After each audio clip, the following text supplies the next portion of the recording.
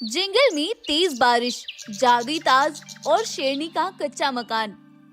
3-4 दिन से जंगल में बारिश इतनी बढ़ गई थी कि रुकने का नाम ही नहीं ले रही थी। जंगल पानी से जलमग्न हो गया था। हर तरफ बस पानी ही पानी नजर आ रहा था और उधर सीमा शेरनी का घर पानी में डूब गया था। अब उसके सर पर छत का साया भी नहीं बचा था। शेरनी बहुत परेशान आ गई थी। उसकी आंखों से आंसू थमने का नाम नहीं ले रहे थे, क्योंकि उसके सामने उसका बच्चा मरने की हालत में पड़ा था। सीमा शेरनी अपने बेटे को लेकर बहुत परेशान थी और वह ईश्वर से प्रार्थना कर रही थी। उधर जंगल के सभी जानवर भी इस बारिश से बहुत परेशान थे। वह भी बारिश रुकने की प्रार्थना कर रहे थे। अरे, मैंने तो 2 दिन से कुछ खाया भी नहीं है। मेरा भूख में बहुत बुरा हाल हो चुका है। हे भगवान, इस बारिश को रोक दे। अब बस बहुत हो गया। अब हमसे और सहन नहीं होता। हाँ गाय बहन, तुम सही कह रही हो। मेरा भी यही हाल हो गया है। अब क्या होगा, ना जाने यह बारिश कब रुकेगी। सभी जंगल के जानवर बहुत परेशान थे। उधर शेरनी भी इतनी ही ज्यादा परेशान थी। हे भगवान, यह बारिश रुक जाए, वरना मेरा बेटा, इसको ना जाने क्या हो जाएगा। इसका इस बारिश में भीग भीग कर बुरा हाल हो गया है।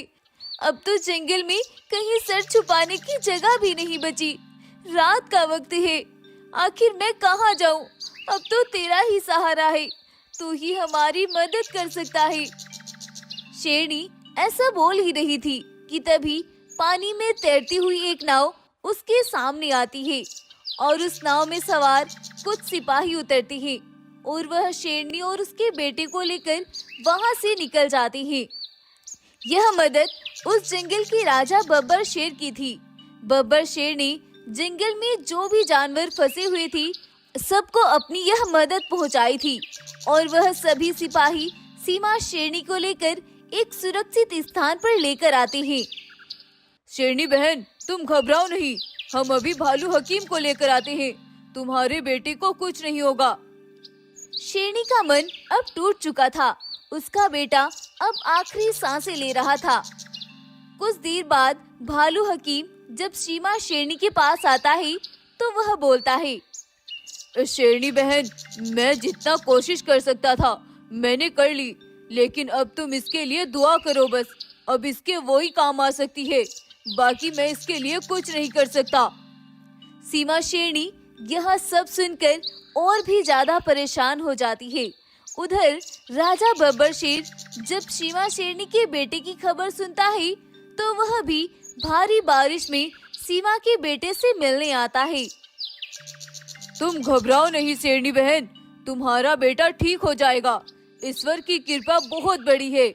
हम सभी तुम्हारे साथ हैं और तुम्हारे बेटे की ठीक होने की दुआ कर रहे हैं। तुम घबराओ नहीं। मेरा तो यही सब कुछ है।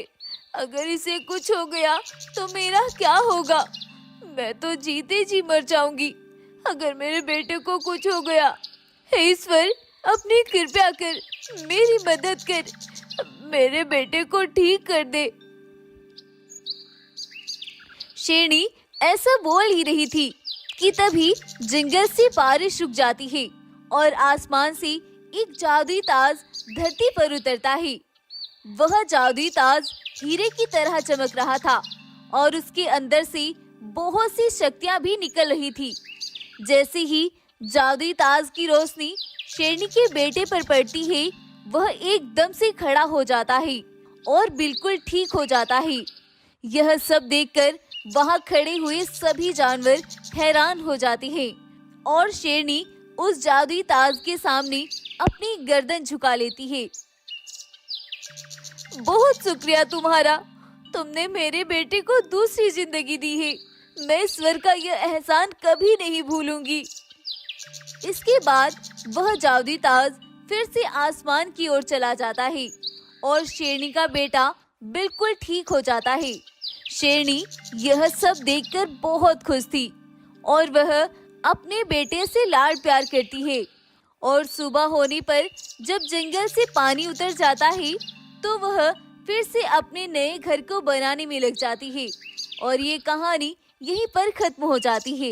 इस कहानी से हमें सीख मिलती है कि ईश्वर पर अगर अटूट विश्वास हो तो कुछ भी नामुमकिन नहीं है। दुआ आती हुई मुसीबत को भी रोक देती है, इसीलिए हमें ईश्वर पर हमेशा अटूट विश्वास रखना चाहिए। वह एक सेकंड में कुछ भी कर सकता है। तो कैसी लगी आपको हमारी आज की कहानी? अगर आपको ये कहानी पसंद आई है तो प्लीज इस वीडियो को लाइक करें, शेयर करें और हमारे चैनल को सब्सक्राइब भी जरूर कर लें। धन्यवाद।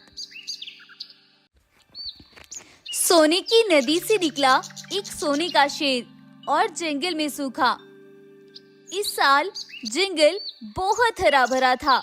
हर तरफ चहचहाते जानवर और फलों से लदे पेड़ थे, लेकिन बहुत टाइम से जंगल में बारिश नहीं हुई थी।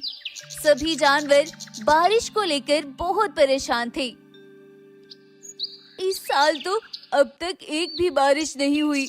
मुझे तो डर है अब की गर्मियों में हमारे जंगल में सूखा न पड़ जाए। अरे अरे सुब सुब बोलो गाय बहन, ऐसा कुछ नहीं होगा। अभी तो देखो हमारा जंगल कितना हरा भरा है। हरा भरा तो है, लेकिन अब की बार एक भी बारिश न होना मुझे सूखे का संकेत लग रहा है। आज से करीब 20 वर्ष पहले जो सूखा हुआ था, अब की बार भी मुझे उसी का आभास हो रहा है। बूढ़ी गाय की बात सुनकर सभी जानवर परेशान से हो गए थे और सभी ने आने वाली गर्मियों की तैयारियां शुरू कर दी थी। किसी ने मटकों के अंदर पानी जमा कर लिया था और किसी जानवर ने ड्रम के अंदर। ऐसे ही सभी जानवरों ने आने वाली गर्मियों के लिए तैयार होना शुरू कर दिया था। लेकिन महीनों बीत जाने के बाद जंगल में बारिश नहीं हुई थी और अब जानवर और भी परेशान हो गए थे। जुलाई का महीना करीब था और अब तक भी जंगल में एक भी बारिश नहीं हुई थी। आने वाला टाइम बहुत कठिन होने वाला था। अब जंगल के जानवर और भी ज्यादा तैयार होने लगे थे। जंगल की नदियां सूखने लगी थी और पेड़ से फल खत्म होने लगे। जंगल की घास सूखने लगी और यह सब होते होते 2 महीने कैसे बीत गई पता ही नहीं चला। अब तक भी जंगल में एक भी बारिश नहीं हुई थी। अब जंगल के जानवरों का इकट्ठा किया हुआ पानी भी खत्म होने की कगार पर था और जानवर भूख और प्यास से मर रहे थे। हे भगवान, अब क्या होगा? हे ईश्वर, अपनी कृपा से एक बारिश करा दे। मैंने पहले ही चेतावनी दी थी कि अब की बार घोर सूखा आने वाला है। मुझे पहले ही आभास हो रहा था कि आने वाला समय हमारे ऊपर एक काल बनकर टूटेगा। जंगल के जानवर जिस भी नदी के पास जाते वो ही उन्हें सूखी हुई मिलती। अब जानवर बहुत परेशान आ गए थे। अब तो एक ही हल बचा है। अब हम सबकी मौत निश्चित है, वरना इस जंगल को छोड़कर दूसरे जंगल चलते हैं। वहाँ जाकर कुछ खाने की तलाश करते हैं। भालू भाई, सभी जानवरों का यही हाल है और जिस जंगल में थोड़ी बहुत मदद है, वहाँ के जानवर मदद देने के लिए तैयार नहीं है। अब क्या होगा? कुछ तो करना ही पड़ेगा ना। अब सब रब भरोसे है, जो करेगा ईश्वर करेगा। अब हमारे हाथ में कुछ भी नहीं है। क्यों ना सभी जानवर मिलकर ईश्वर से प्रार्थना करें। मैंने सुना है एक साथ मिलकर प्रार्थना करने से ईश्वर उसे जल्दी ही पूरी कर देता है। अगर ऐसी बात है तो मैं जंगल में जाकर सबको खबर करता हूँ कि सभी नदी के पास आ जाओ। हम सभी यहीं पर मिलकर प्रार्थना करेंगे।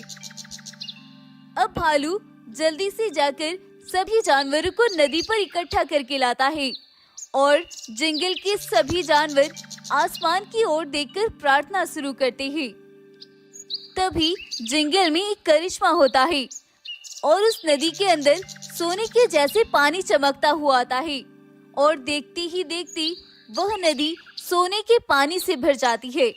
यह सब देखकर सभी जानवर बहुत खुश हो जाते हैं और उस नदी के अंदर से एक सोने जैसा शेर बाहर निकल कर आता है और वह बोलता है, यह पानी तुम सभी जानवरों के लिए एक वरदान है। भगवान तुम्हारी प्रार्थना से बहुत प्रसन्न हुए, इसीलिए उनकी तरफ से तुम सभी जानवरों के लिए ये मदद है। इस पानी को पीने से ना तुम्हें भूख लगेगी और ना ही प्यास। तुम सब जितना चाहो इस पानी को पी सकते हो। यह सुनकर सभी जंगल के जानवर बहुत खुश होते हैं और वह सभी एक साथ मिलकर उस नदी से पानी पीते हैं। उस नदी का पानी इतना मीठा था कि सभी जानवरों का मन प्रसन्न हो जाता है और तभी जंगल में बारिश भी शुरू हो जाती है और थोड़े दिन बाद फिर से जंगल हरा भरा हो जाता है। यह सब देखकर जंगल में एक खुशी की लहर दौड़ जाती है और सभी जंगलवासी फिर से एक साथ मिलकर ईश्वर का शुक्रिया करते हैं और अपने जंगल में खुशी खुशी रहने लगते हैं। और ये कहानी यहीं पर खत्म हो जाती है। तो कैसी लगी आपको हमारी आज की कहानी? अगर आपको ये कहानी पसंद आई है तो प्लीज इस वीडियो को लाइक करें, शेयर करें और हमारे चैनल को सब्सक्राइब भी जरूर कर लें। धन्यवाद।